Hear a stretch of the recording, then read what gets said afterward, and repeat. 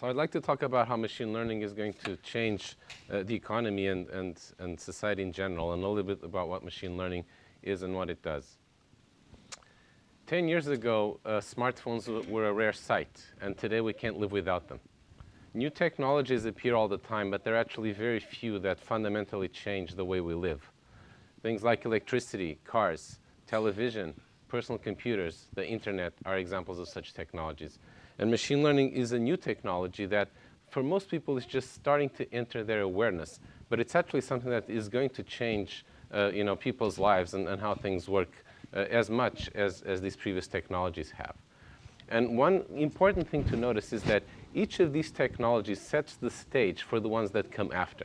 So electricity makes television and personal computers possible.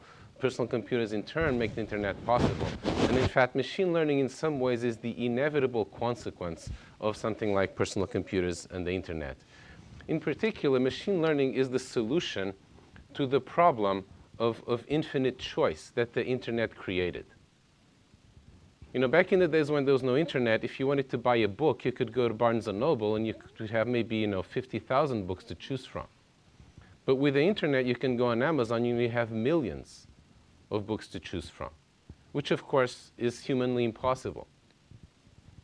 So without some other mechanism, this actually, all this choice that the internet makes available, whether it's in books or anything else, is actually not truly available.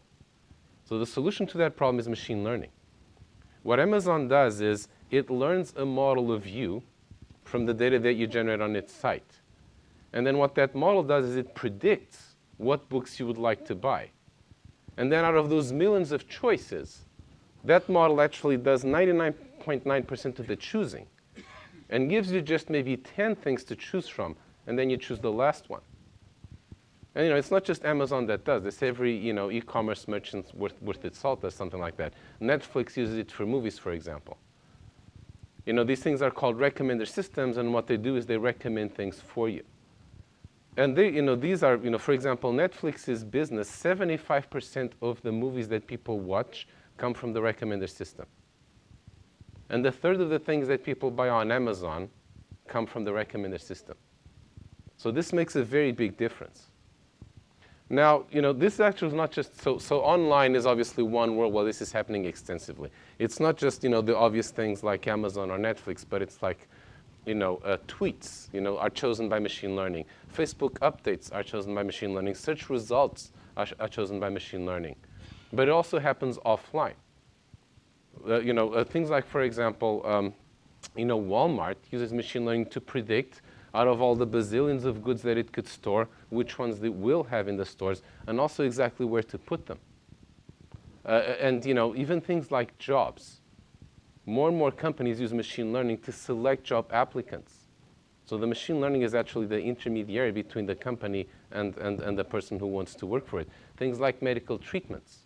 Doctors can't keep up with all the different things that you could have and all the different ways that they might treat them, but they can use machine learning to select a small number of things to try. Even dating. A third of marriages start on the internet today. And the matchmakers are not, it's not the village matchmaker anymore. It's a machine learning algorithm. The machine learning algorithm is actually recommending, people for dating based on their profiles. So there's actually children alive today who wouldn't have been born if it wasn't for machine learning. So the summary of this is that machine learning is increasingly the intermediary in every transaction. Between the buyers and the sellers of anything, there's machine learning. And the machine learning does 99.9% of the choosing. So, the corollary of that is that 99.9% of the way that things work comes from machine learning. And by the way, it's not that people don't have autonomy. A lot of the time when people hear about this, they go like, oh, we're outsourcing our will, our autonomy to algorithms. Actually, it's not. Because thanks to machine learning, I can now choose from 5 million books instead of 50,000. The machine learning system is really an agent that is working on my behalf to hopefully make the same choices that I would make. At the end of the day, in this imperfect way, I'll still have a lot more choice than I did before. So what is machine learning, and what does it do? Let's try to get something of a handle on that before we look a little bit more at the consequences. Machine learning is really the inverse of traditional programming. Eric Brynjolfsson, at MIT likes to say that there were two stages to the information age. The first stage was when we programmed computers. The data goes in, and the algorithm that operates on that data goes in, and out comes the output. And we've done amazing things with this, but the problem is somebody actually has to program that. Meaning, we have to know how, and it also takes a lot of time and a lot of money. Machine learning actually turns this around. In machine learning, the data goes in, and also the desired output goes in. And what comes out of the computer is the algorithm by which that data is turned into that output. So, for example, in medical diagnosis, in the traditional way, in would go, chest X-rays, and out, would come a prediction of, is there a tumor and where is it? And you'd have to figure out, the algorithm to turn one into the other. By the way, nobody knows how to do that. With machine learning, what you get in is like human-created examples of the X-ray and the diagnosis, and the machine learning figures out how to extract the diagnosis from the X-rays. Okay? And then once you have that algorithm can get used, in the same way that algorithms are used before. Okay? Another example of this is self-driving cars. Nobody actually knows how to program a car to drive itself. We can drive, but we can't program a car to drive. But the car learns to drive by observing people doing the driving. So how does this all happen? There are five major ways, 5 major paradigms in machine learning. One of them is, in some sense, to mimic the scientific method, fill in gaps in existing knowledge the same way that scientists at work do that. Another one, very popular these days, is to emulate the brain, right? The brain is the greatest learning machine there is. So let's try to, build a computer algorithm that learns the same way the brain does. Another one is to simulate evolution. Evolution is another great learning algorithm, right? It has produced all life on Earth. So let's use evolution on the computer to evolve programs instead of, animals or plants. Another one, coming from Bayesian statistics, is to realize that all knowledge that is acquired from data is necessarily uncertain. So let's quantify that uncertainty with probability, and then work to systematically reduce the uncertainty and figure out what are the more likely hypotheses and the less likely hypotheses as we get more evidence. And finally, there's one that actually already saw several examples of that here today, because it's something we human beings do all the time, which is reasoning by analogy.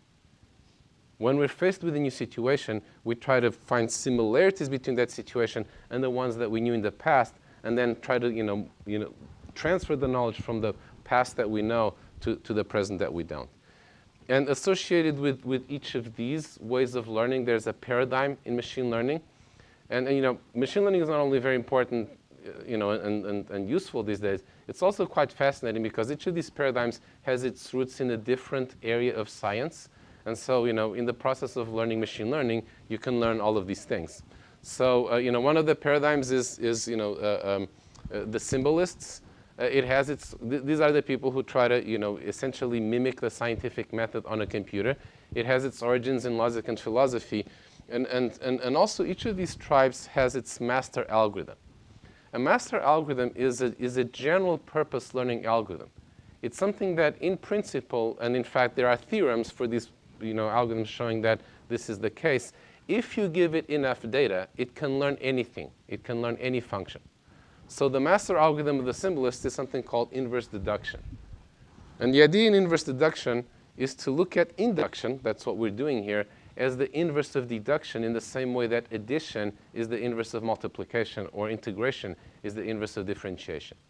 So, deduction lets you go from specific facts to general rules. Inverse deduction is doing the opposite. It's going, deduction lets you go from general rules like, all humans are mortal, to specific consequences like, Socrates is mortal. Induction can be formalized as the opposite, right? If I know that Socrates is human, what do I need to know in order to infer that he's mortal, assuming that both those things are in my data? Well, that's the rule that all humans are mortal, and this is, in essence, how inverse deduction works.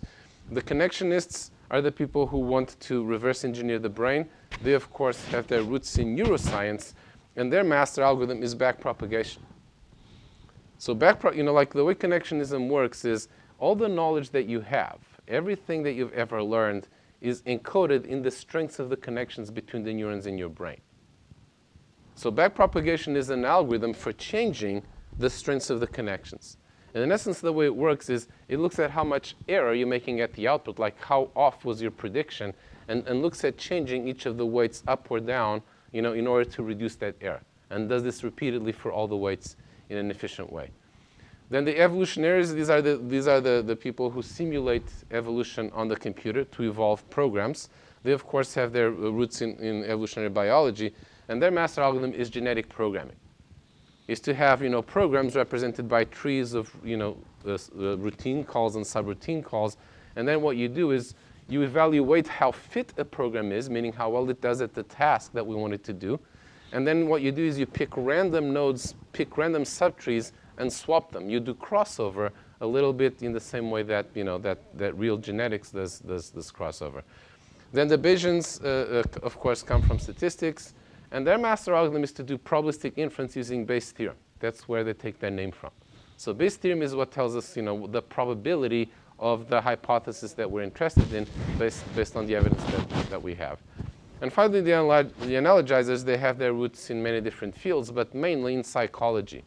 There is extensive evidence from psychology that human beings use, reasoning by analogy a lot. And again, I think we all see that in our everyday lives. And the most popular method of this type is something called kernel machines. So that's the state of the art in machine learning today. What's happening with the application of these algorithms? So these are algorithms that are used in things like recommender system and for all the different things that I mentioned. And the thing to realize is that today, where we're at is that every company has its own little model of you. So Amazon has a model of you based on what you did on their website that they use to recommend products. Netflix has a model of what you like in movies based on the star ratings that you gave that it uses to predict what movies you like.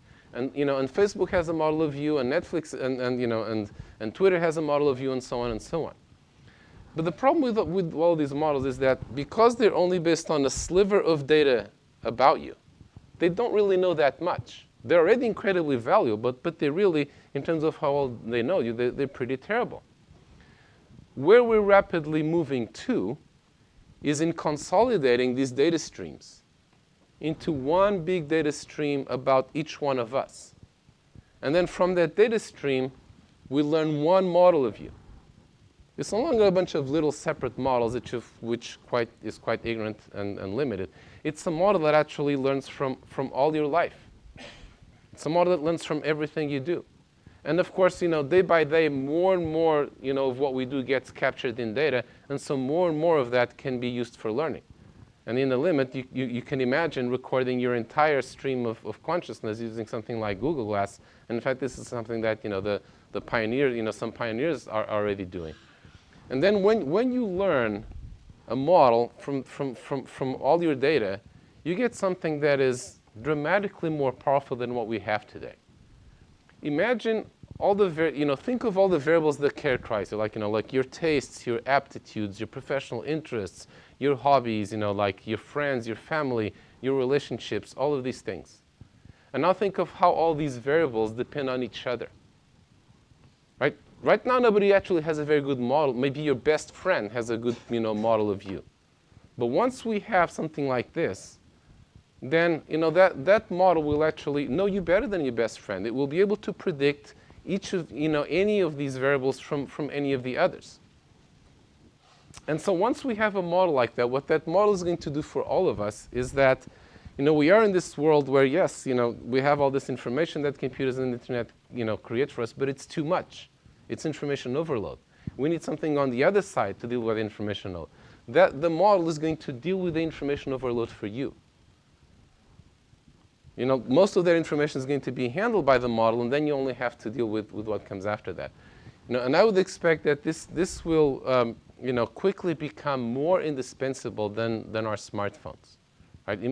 It's hard to imagine how we live with our smartphones right now. I think 5, 10 years from now, we will think like, how did we ever manage to live without how did I ever manage to live without my model doing most of my work of dealing with with the fog of life for me.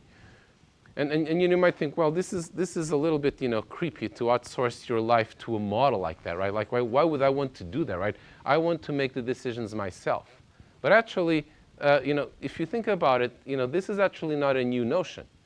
This is actually what we already do. Because most of what you do is done by your subconscious. Your subconscious is 99% of what your brain does. That subconscious chooses from all the bazillions of actions. There's literally competition going on in your brain every second for what you're going to do next. And it's only the top few winners of that context that you become conscious of.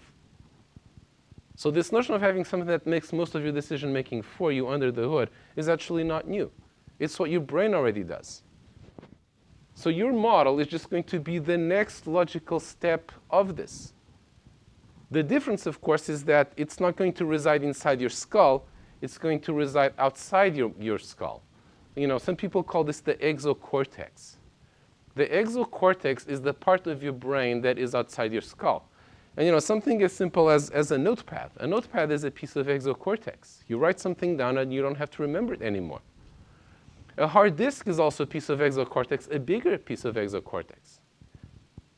Now, the model of you is going to be a bigger piece of exocortex, and correspondingly more powerful, but crucially, a notepad and the hard disk are passive exocortex. They don't do anything. You have to do something with them. Your model is going to be an active piece of exocortex. It's going to be out there in the world doing things for you the whole time. The other big difference is that your subconscious is inside your skull. It lives, in isolation in that lonely little room, and it only talks with other people's subconscious through your conscious communication. The model of you is going to be very different in that regard because your model is going to be talking with other people's models all the time. In fact, what we are rapidly converging towards is a society of models. A society of models where everybody has their model that's out in cyberspace interacting with other people's models, negotiating with them, competing with them, collaborating with them, and so on. And together, they select the things to try out in the real world. So what's going to actually happen is that we're going to have a humanity-level subconscious. And our entire society, our entire economy is going to have this subconscious that happens in cyberspace. And then from that, we generate the things that actually happen in real life. And the world economy is going to revolve around this because every transaction that happens is going to be mediated by these models. If you have a product to sell, you need to worry about, it's like, drug companies sell, market to doctors because the doctors actually make the decision, of what drug to take on behalf of the patient. In the same way, like everybody's going to have to market to your model because it's your model that makes, if you don't get past the model, you're done. You failed right there. The other thing to realize is that, and we'll talk, a little bit more about this in just a second, is that providing these models in some sense is the new platform, right? Whoever provides this platform, to accumulate the data, to generate the models, to use the models to make decisions, is going to have massive lock-in. Like we all know about the lock-in from operating systems or even, from search engines, which is less obvious, or from being Oracle, and owning the database and so on. But this is going to be a different type of lock-in. Think of, for example, what a pain it is when you want to switch to a new smartphone, right? All your data is on the old smartphone. Right? You probably don't want to do that. So, once you're with, iPhone, you probably stay with iPhone. Well, a model like this is going to be the same thing, only much, much worse. Because the model is running your life. Switching to a new model platform would basically mean having your brain wiped. It would be like suddenly suffering from massive amnesia. You have to start your life from scratch. You definitely don't want to do that. So whoever does this is going to have their customers very, very well logged in. So, it's probably not an exaggeration to say that maybe the greatest business, opportunity of our time is actually in this. Now, of course, that opportunity hasn't gone unnoticed. And, like all the major tech companies are racing to see who can control this. Because they believe that whoever controls this next platform will, control the next stage of the information age and reap the corresponding rewards. So, for example, Google, has Google Now, their personal assistant, which, some of you probably use. Google Now is very aggressive. It actually, not only responds to your request, it actually predictively recommends, things for you to do, right, on its own initiative. And most people, when they use this, at first they're a little creeped out at how much the system knows about them. But then, the recommendations are usually good, and before long, they take it for granted. And, this, I think, is a good example of the larger picture. And, Google's probably in the pole position because they have the most data, and also they have the most and some of the best data scientists. But, of course, another important one is Apple. Right? So Apple has Siri. And Apple is more conservative. Siri only does things in response to your requests. They also say there's a lot of data that they will not use for privacy reasons, although they're already backtracking on that, so that may not last. But it'll be interesting to see who wins out in this. Obviously, Google and Apple, they have a big advantage because being the providers of the dominant cell phone operating systems, more of your data goes through your smartphone than through anything else. So they have the most and the best data. But they have very different approaches. Google is very heavy on machine learning and algorithms. Apple is is heavier on design. So in some sense, even though Apple started out ahead, maybe Google has the advantage. But we'll see how things play out. Microsoft's Cortana is a mix of Google Now and Siri.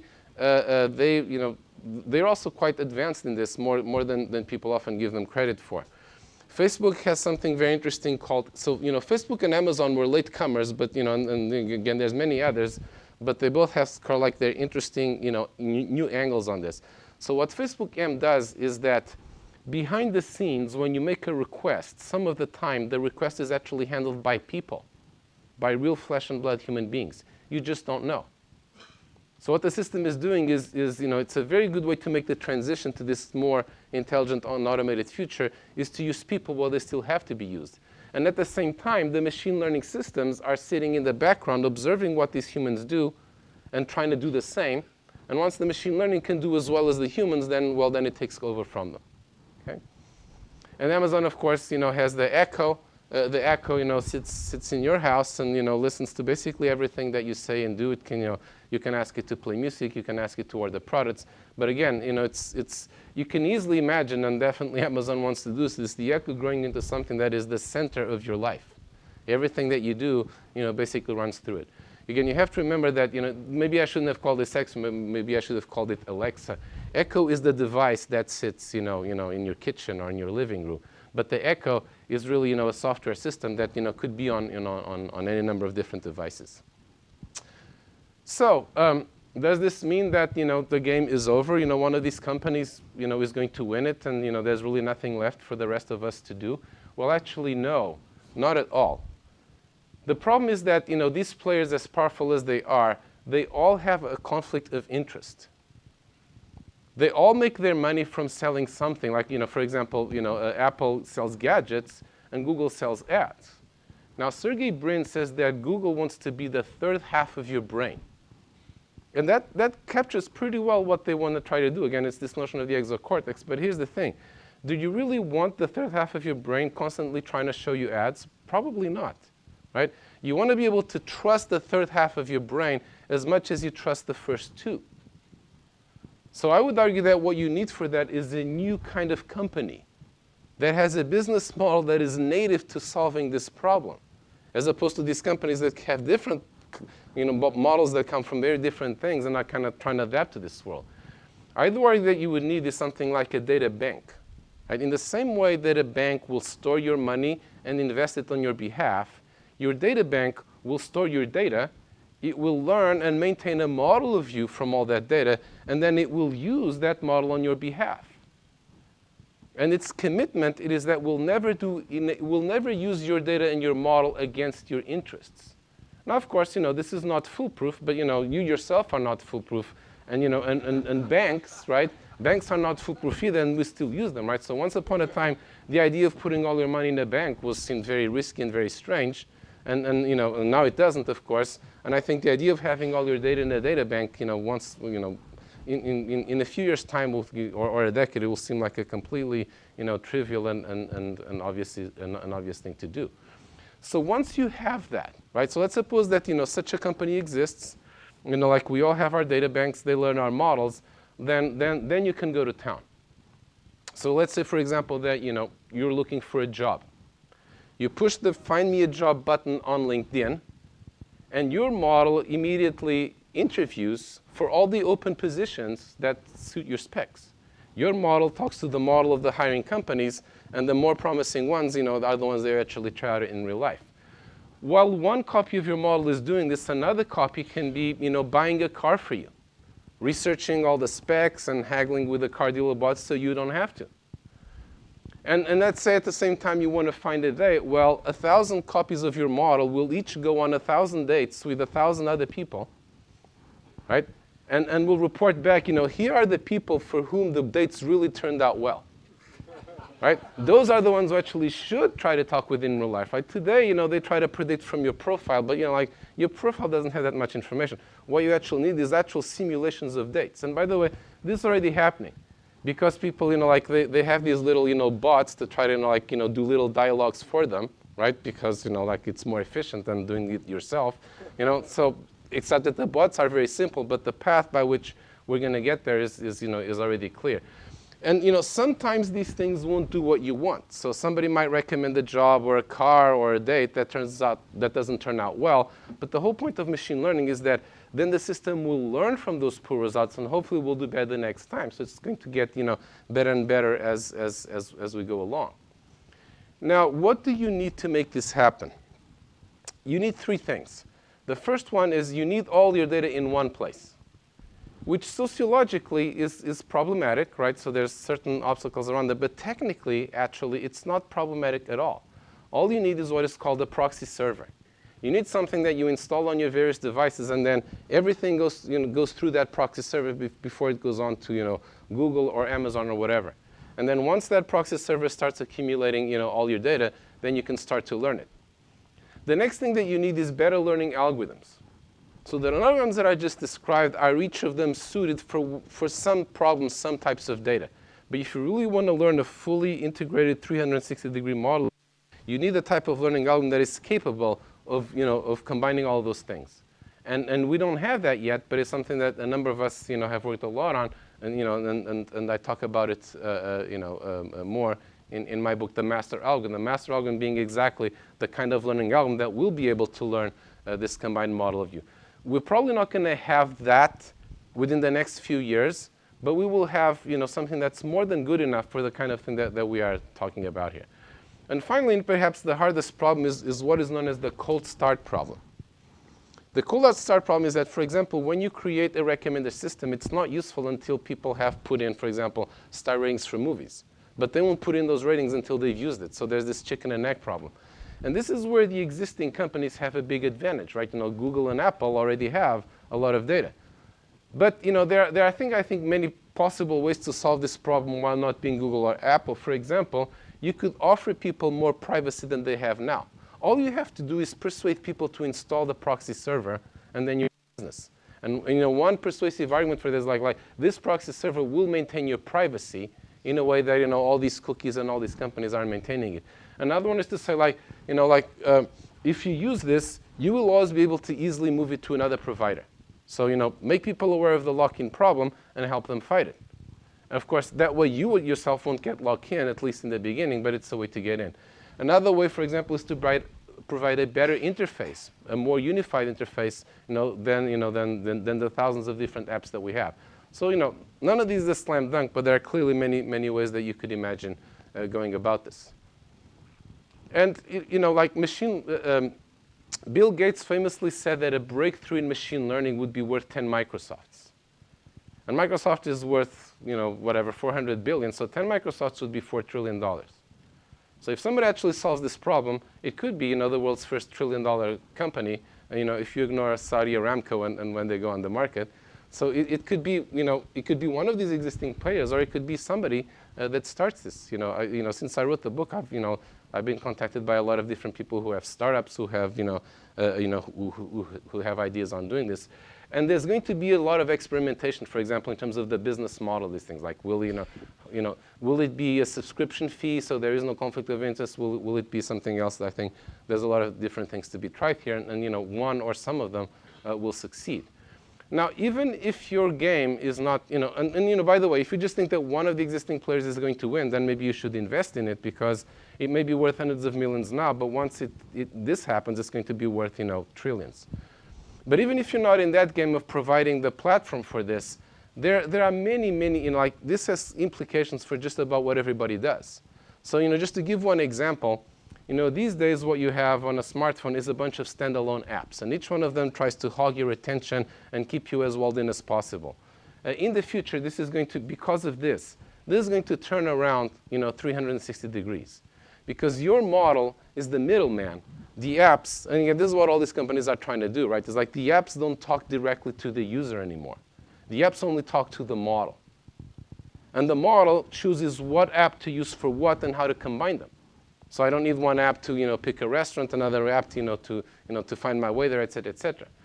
So in the future, what makes a good app is going to be the opposite of what makes an app successful today, which is it has to be an app that works very well with others. Otherwise, your model won't pick the app, for that. And it has to be highly adaptable. It has to be an app that can be used in many different ways depending on the person who's using it and the purpose and the other apps that it's being combined with. And, and this is just one example. Now, more generally, I think that what's starting to happen is going to happen in every industry is that, we're going to have products that are and services that are much more customizable. This idea of having a monolithic product for everybody or even, 5,000 choices is going to die. We're not going to have 5,000 choices. We're going to have 7 billion choices. Right? Your product has to be customizable automatically by the machine learning for every different person on Earth that's potentially going to use it. And it's not so much, these days people often use, the machine learning to decide how to market the product and to whom. But it's going to be more than that. It's that the products from day one, from scratch, are going to be designed by simulating the user and modeling the users and what they want and how the product would affect them. Now, of course, whatever it is that you're doing, you need the data to do this. And the key thing to realize is that most companies, even Fortune 500 companies, will not have that kind of data. Because again, they will have their data about the one particular aspect of the customer. They won't have the integrated 360-degree picture of the customer. So, they're going to have to make alliances. You're going to have to, picture that there's an ecosystem, there's an economy of data and models where maybe you have some value in this data that you can actually trade, buy or sell or exchange or make an alliance with somebody who has the parts that you don't have. And like I think, we're going to see something very interesting, with these ecosystems growing. They will have these, data banks at the center, well, whether they come from the existing companies or not. Maybe we'll have alliances that become big enough to be one of these, centers, one of these, platforms. But one way or another, I think companies that do not, bring themselves into this world, face the risk of just becoming a satellite of the companies that have the data, because the data and the knowledge of the customer is where most of the value is going to be. Or they will simply shut down because their products are outclassed by the more adaptive ones. And and then finally, I think we as a society are going to have to make a lot of decisions about what kind of society of models we want to have. What's allowed and what isn't. How do we ensure that everyone benefits? How do we smooth the transition from the current world where these models of us don't really exist yet to one where what everything runs on. And of course, there's a lot of pitfalls that we need to avoid. So for example, if there's a lot of balkanization, which is actually what exists today, then this won't happen. Right? If there's a lot of little silos that don't communicate with each other, then the models, these small models, will all individually not be very smart, and and we won't get there. If there's premature lock-in, this won't happen. One of the dangers today is that people are getting captured by by Apple or by Google or whoever without realizing it. And if one of those companies does, even if they're separate, right? Like once the company owns you because you can't move away, it has no great incentive to innovate. So again, that would really slow down progress. And another very big one, of course, is trust, right? I want to have a model of me that knows me very, very well and really helps me, live my life. But I really have to be very confident that that model is not in the hands of somebody who has, other motives, because that would be giving them far too much power. So we need to deal with all of these things to make sure that, that this society of model happens. So to summarize, I think we have a mission both as individuals and as innovators. As individuals, we need to take control of our models. These days, every time they're interacting with a computer, there's a model of you being built on the other side, but most people are completely innocent of this fact, right? There's a black box that's doing all this thing for them, hopefully for them, but sometimes, maybe against them. We need to say like, no, I want to be at the controls, right? I want to drive this car, right? Google or Apple can build the engine, but it should be my hands on the steering wheel. Right now, people don't even know that these algorithms have steering wheels and pedals and whatnot. And as innovators, at all levels and all kinds, we need to make this possible, right? So this is one thing to see this picture. It's another thing to make this really happen. And I think it's the job of all of us to make it happen. Thank you.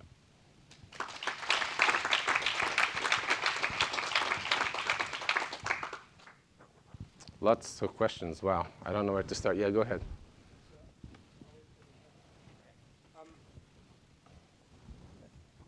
I read a book a few years ago. I think it's called The Filter Bubble or The Bubble Filter, where the risk that it poses is we end up painting ourselves into a corner because we make choices that are selected by the algorithm. We choose from those choices. We have friends and we depend on those friends for our choices, and we end up being more and more constrained so that each person, the machine basically defines them as a person, and then they're stuck within the bubble that's been defined. Yeah, so this is a well-known book, The Filter Bubble. And the thing to realize is that, yes, this is a real danger, right? Because, for example, once the search engine knows what people search for, it tends to recommend those things more. And therefore, this is a phenomenon that's been observed, right? But there's two things to realize. One is that we have always lived in a filter bubble, right? Back when we lived in a village or in a tribe, the village was our filter. We never saw anything else. The other thing to realize, and more important going forward, is that we can combat that filter bubble. Part of the job of your model is to expose you to new things. Sometimes maybe even against your resistance. So there's nothing says that the way things work today is the way that they have to work, right? And again, some of these companies do some of that. They should make it a point to every now and then put some of those less probable things in your path. Also because it's actually good to do that for the sake of the learning. So for example, a search engine, learns what to return to you by what things you click on in the search results page. But part of what they have to do is show you things that are not in your regular search results page to make sure that they're not missing anything important. So that is a real problem, but it can be, the machine learning can be used to combat it, and it already is starting, to be used in that way. You talked a lot about machine learning applied to information, like Google searches and so forth. But there's this other area of application of machine learning, which I think has profound impact on society, is things like self-driving cars, or the fact that GE did build their engines so they can diagnose themselves and so forth. And the first one, the information age, the information application has the problems of the bubble thing, the local minimum and so forth, and also the problem of the cold start. While this other area where you apply machine vision, you rely on data generated by engines, seems to me like much more promising, or at least from an impact, the immediate impact of machine learning, it looks like it has more immediate impact and more real value than the other side. So I'm just curious to hear your thoughts. Yes, so certainly, in this talk, right, because you can't do everything, I focused very much on kind of like the human modeling applications. So the way we describe this is like, you can use machine learning to model anything, including the weather, right? And what I was really talking about here was using machine learning to model people, right? These are a lot of the applications, where a lot of the values, but there's a lot of other value and a lot of other applications in modeling physical systems. Whether it's cars or the Internet of Things or factories, right? Optimizing the way a chemical plant works. All of these things are applications for machine learning. Or, for example, Google and Amazon optimizing their data centers and so on and so forth. In some ways, those, I agree with you, they are easier. It's not necessarily that there isn't a cold start problem, because, even a self-driving car needs data before, and like, the reason the Google car works well is that in that brain of the car that's driving you is, millions of miles that other cars have driven, right? So that problem is there, but the data is coming. So certainly, like, we're going to see a lot of, some of the machine learning applications are going to be very, customer facing, right? You're talking to your model or your bot or whatever, but, probably like, the majority of them are going to be in these things that are like in every nook and cranny of a company in every industry. And what I see happening is that different industries are moving into this at different speeds. partly based on, how much money they have to invest and how much access to expertise they have, how they're rich, their businesses to start with. So things are happening at different rates, but they are all moving in the same, they're all moving in that direction.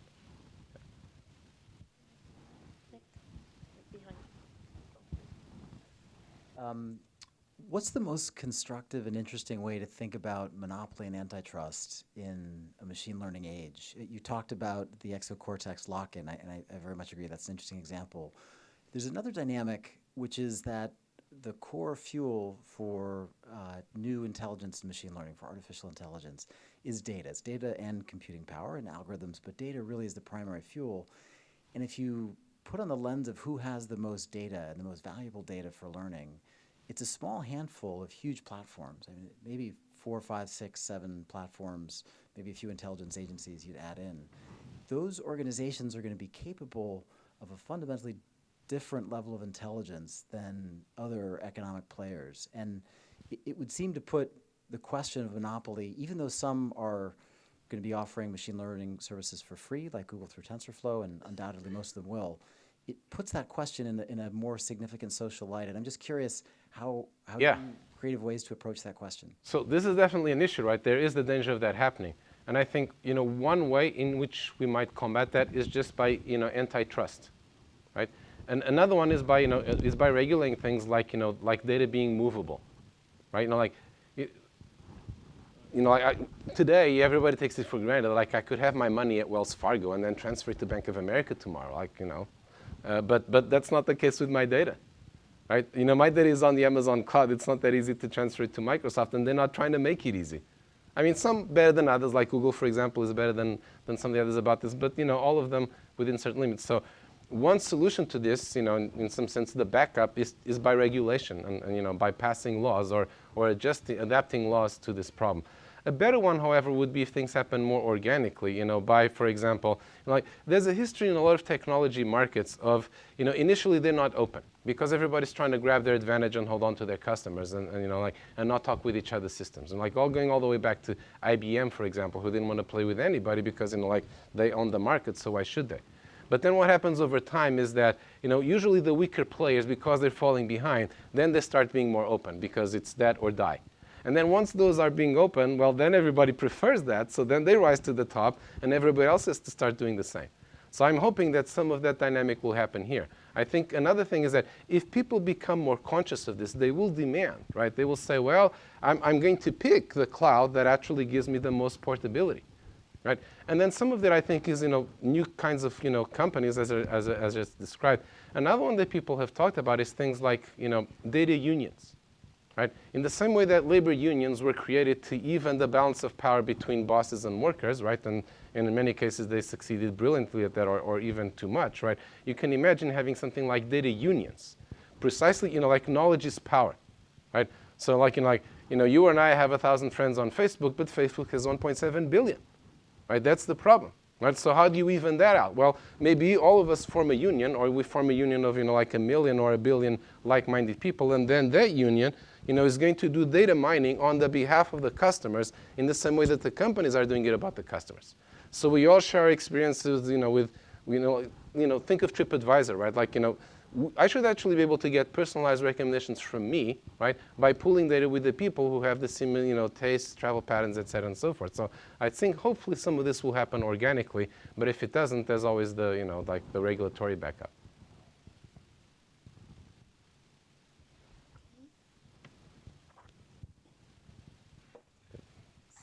There's one back there. Maybe I'll yell loud enough.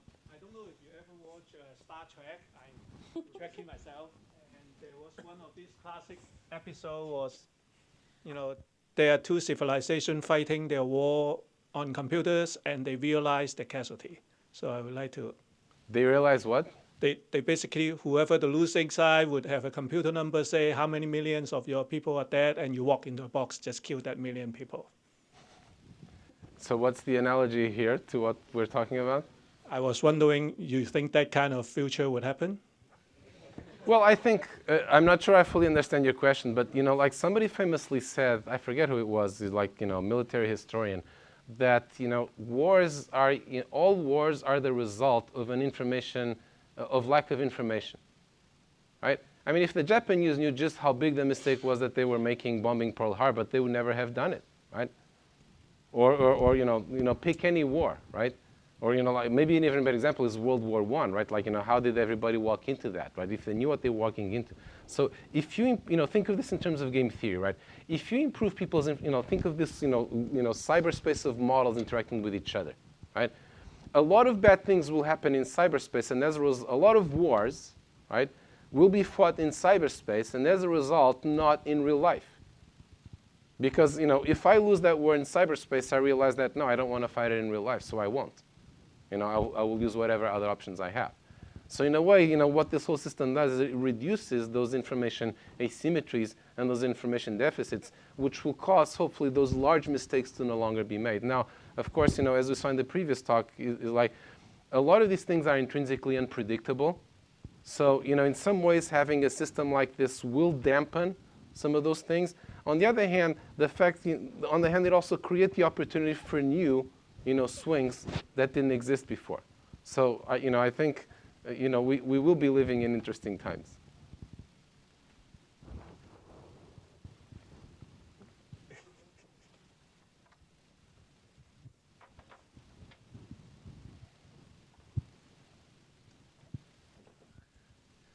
You seem to assume in your talk that people are going to have one model. But today, if I want a recommendation for a book, I might talk to one friend, another one about going out on the town. I mean, why wouldn't I have 5 or 6 different models that work for different aspects of my life? No, you will. You won't have 5 or 6 different models. You will have hundreds of different models. But the point is that, this is going to be a model on a different scale from what we are used to today, right? In fact, people already do this. Netflix, when it recommends a movie for you, it's actually using a bank of different models that model different aspects of things, and some are better at some things than others, and then it combines them all to finally produce the answer. So this is actually a very common thing in machine learning today, and it's going to be more so the case. The key thing, however, is that these models are not going to be compartmentalized anymore. Because, for example, think of the dating case, right? Everything that you know about a person's tastes, about how they've lived their life, et cetera, is potentially relevant to the question of, who they should date. Right? It's not just their profiles. Their tastes in music might influence that. So, think of it as a network of models, right? There's a model. Each sub-model, if you will, models maybe one aspect of what you do, books or movies or whatever. But that model will actually going to have linkages to other models, to the extent that they're useful. If two things don't interact, then they don't need a linkage. But if they do interact, like if you like Nirvana, that means that maybe you want to read the biography of Nirvana. So those models will have those connections. So what we're going to have is a supermodel that's a bunch of interacting submodels. There have been a lot of books with the theme of sort of the rise of the robots and changing job landscape and so forth. Do you have any thoughts on how you anticipate jobs changing over the next 10, 20 years, the consequence of machine learning? Who will be the winners? Who will be the losers? Will this accelerate inequality? Will it diminish inequality? Those kinds of things. Yeah, so that's a great question. I think some jobs will disappear. Like, for example, truck drivers should be worried. Some jobs will not disappear anytime soon. Like, for example, construction workers probably should not be worried, because automating the work of a construction worker is extremely difficult.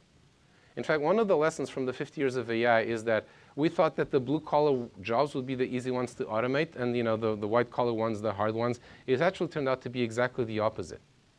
It's much easier to automate the work of a doctor or a lawyer, and in fact, to a large extent, they already have been. Right? There's a lot of medical diagnosis that is better done by machine learning algorithm. There's a lot of e-discovery that you don't need legal interns for anymore, which is why they can't find the jobs that they could be for. Whereas construction workers are actually, we take those things for granted because evolution spent 500 million years making us good at, like looking at things, picking them up, walking around without tripping over, which is what you have to do on a website. Things that you have to go to college for, actually, those, precisely because we have to go to college for, we're not very good at them. This is actually where the algorithms can actually take off. So remember that, right? This is something, important to realize. But here's another very important thing to realize, which is it's much easier to picture the jobs that are lost than the ones that will appear. Every wave of technological innovation at the end of the day created way more jobs than it destroyed. I mean, 200 years ago, 98% of Americans were farmers. And then, the combine harvester was invented, and now everybody's unemployed. Well, actually, no. We're doing jobs that couldn't even be imagined back then. Right? For example, look at app developer, right? There's millions of people today who make a good living developing apps. And a few years ago, that job description didn't exist.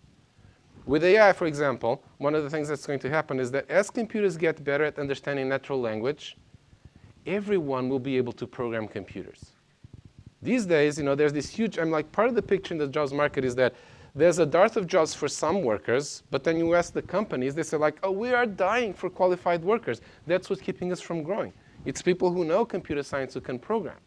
Well, as the computers get more intelligent, you won't need to know, all of that, Java coding and, and operating systems and compilers and, and machine learning and et cetera, because the computers will do that job for you. So in some ways, there will be way more jobs programming than programming in this kind of newer sense than there are now.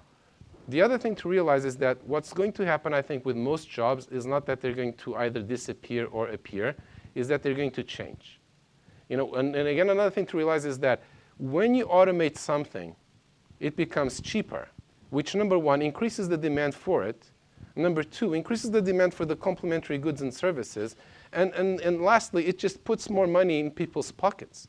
So people often say, oh, how are we going to retrain all those truck drivers to become computer programmers? This is a false question, right? People will have more money, so maybe they will buy better houses, and there'll be more jobs for construction workers. Or they'll eat out more, and there'll be more jobs for waiters and so on and so forth. But the single biggest thing, I think, is that the nature of our jobs will change. Most jobs will not disappear. They will just be done, the way everybody should be thinking about their job is what in my job can be done by a computer? The way you keep your job safe from automation is by automating it yourself. You automate the routine parts using machine learning, and then you get to do the more interesting parts on top of that. Because for the foreseeable future, there will be a lot of things that computers are not good at. Computers and humans have different strengths and weaknesses. So the best thing for most jobs is a combination of both. A very nice example of this is chess. So once upon a time, Deep Blue beat Kasparov at chess, and now the world's best chess players are computers, right? Wrong. The world's best chess players are what people in the community call centaurs. A centaur is half human and half computer. It's a human being working with a computer together.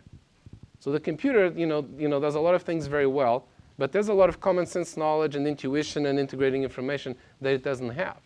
So a human and the computer today can beat any human and any computer. And I think the same thing is going to be true of most jobs. So that, I think, is the way that we should be thinking about it. Automation is like having a horse, right? You don't, if you have a horse, you don't try to outrun the horse, right? You ride the horse.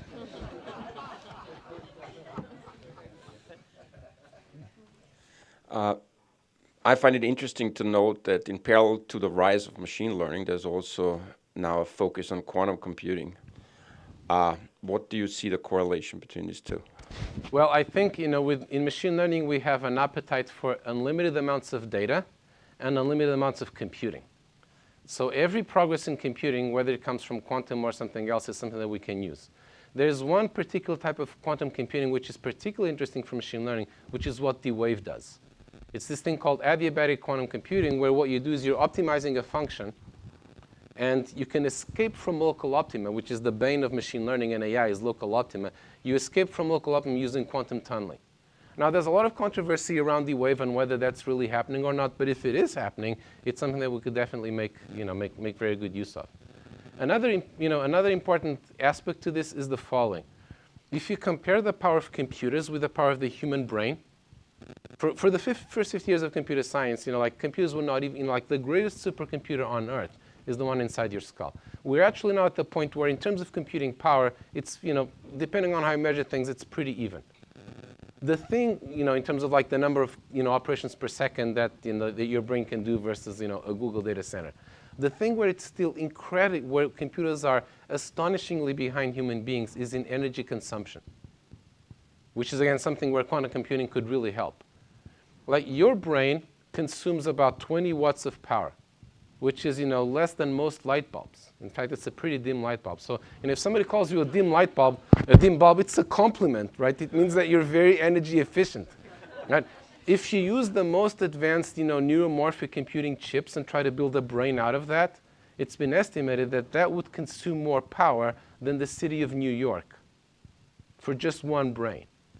So in terms of energy consumption, we are orders and orders of magnitude behind. And here's the thing.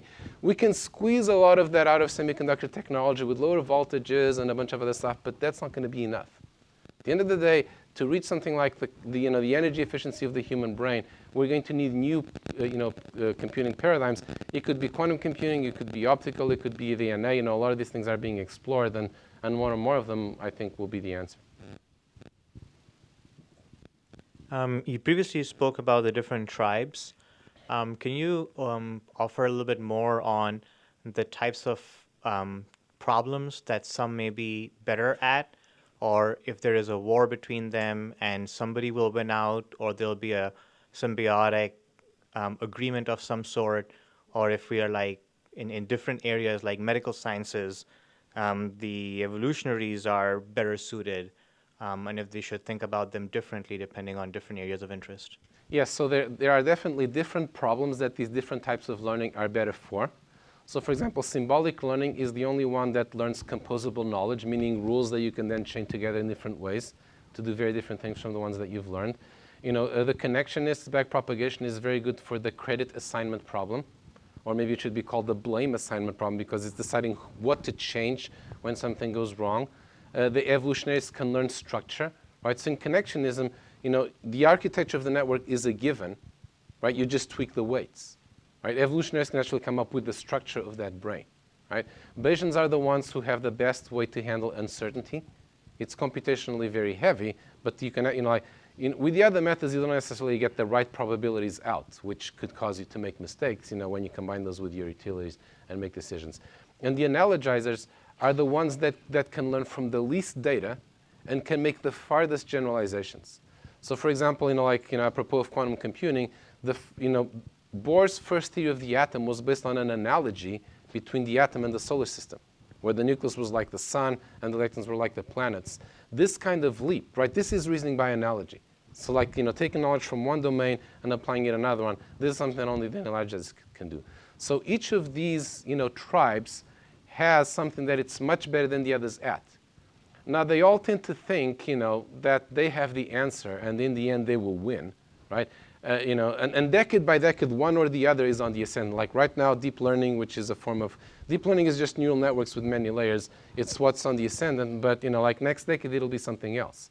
And I think, and a lot of people think, that at the end of the day, what you really need is precisely because each of them is solving a real, problem. At the end of the day, what you need is a unification of these different types of learning. Is a grand unified theory of machine learning, like the physicists have a grand unified theory of all the forces, we need to unify all this. And, we've made a lot of progress on that, and I think we're actually pretty close to having. So I think, the short answer to your question is that I think it will be a synthesis of all the five that eventually will, take us where we want to be. Where does deep learning fall? Because I'm trying to figure it out just by looking down. Yeah.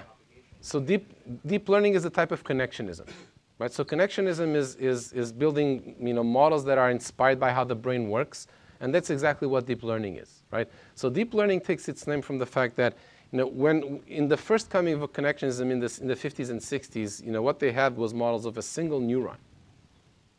But they didn't know how to train networks with many layers of neurons, and then the field died for 20 years. In the 80s, people invented backpropagation. And then they thought, pretty soon we're going to be building brains. But what they found was that the backpropagation didn't work for networks that had more than one hidden layer. Hidden layers, neurons that are neither the output nor the input. And this is only something that only recently, in the last half dozen years, people have really figured out how to do, is to learn networks, is to use backprop on networks that have more than one hidden layer. And the power of the network to represent things goes up exponentially with the number of layers. And your brain has a lot of layers. So this is really what deep learning is a type of connectionism.